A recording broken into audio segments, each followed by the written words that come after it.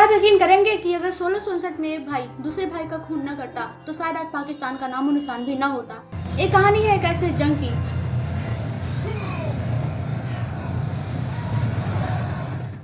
जो सिर्फ मुगल साम्राज्य ही नहीं बल्कि पूरे भारत की तकदीर लिखने वाला था। जी हाँ, हम बात कर रहे हैं औरंगजेब और दारा सिकोह के बीच हुए खूनी जंग की। 1657 में शाहजहां बीमार पड़ा और ताज का असली दावेदार कौन होगा, इस सवाल ने मुगल साम्राज्य को आग में झोंक दिया।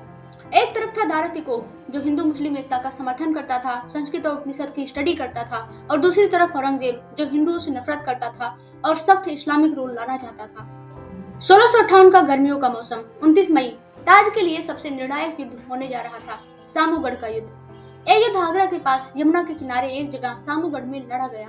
दारा सिकोह ने अपनी सेना को ट्रेडिशनल मुगल स्टाइल में ऑर्गेनाइज किया था। एक बड़े से वार एलिफेंट पर सवार होकर अपनी सेना को लीड किया।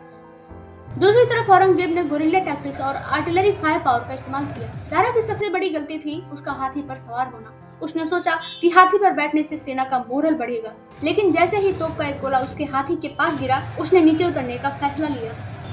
दारा की सेना समझ ही नहीं पाई कि वो जीत रहा है या हार रहा है, और तभी उसकी फौज डिमोरलाइज होकर भागने लगी।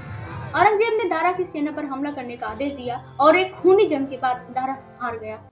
लेकिन औरंगजेब की क्रूरता यहीं नहीं रुकी। उसने दारा को अधमरे हाल में दिल्ली की सड़कों पर घुमाया। उस दिन दिल्ली की जनता खून के आंसू रोई थी, क्योंकि सभी के दिल में दारा के लिए बहुत प्यार था। लेकिन औरंगजेब ने जनता के सामने उसे बेइज्जत किया और फिर 1659 में उसका सिर काटकर उसे जेल में कैद बूढ़े शाहजहां के सामने पेश किया। इस एक जंग ने सिर्फ मुगल साम्राज्य नहीं, भारत का भविष्य भी बदल दिया, क्योंकि इसके बाद से मुगलों को लगने लगा कि हिंदू उनसे बहुत अलग हैं, और फिर यहीं से हिंदू और मुस्लिम में नफरत के बीज बोने की शुरुआत हो गई। अगर दारा जीत गया होता तो भारत शायद एक ऐसा देश बनता जो हिंदू और मुस्लिम यूनिटी की मिसाल होता। लेकिन औरंगजेब ने हार्डकोर इस्लामिक रूल स्टैब्लिश किया, जिसने धीरे धीरे रिलीजियस डिवाइड को गहरा बना दिया।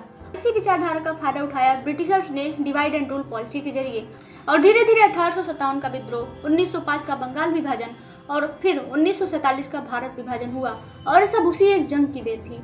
अगर सामूगढ़ में दारा जीत गया होता तो क्या पाकिस्तान आज भी होता, या भारत आज भी अखंड भारत होता? शेयर करें ताकि सबको पता चले कि दो भाइयों की जंग ने कैसे भारत की विभाजन की नींव डाली।